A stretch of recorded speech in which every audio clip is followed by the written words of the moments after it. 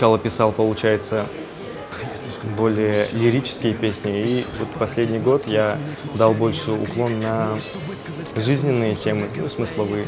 Когда я уже более близко подошел к религии, я уже начал пытаться записывать более жизненные, больше религиозные песни. Методом подражания греша.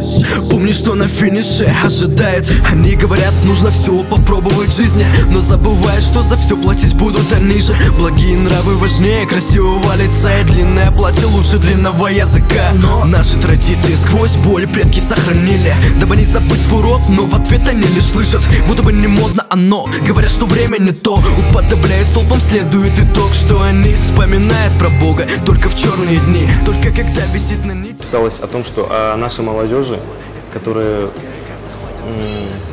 ведет такой, как сказать, такой образ жизни, который не очень соответствует с канонами ислама.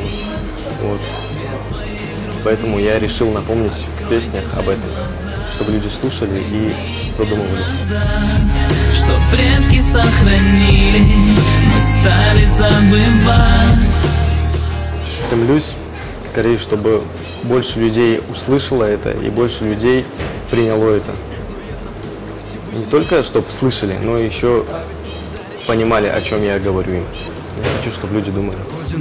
Говорить на их языках, не зная собственные веры в Бога. Дальше слов не перешла черту, модно ли это? Быть у общества на поводу.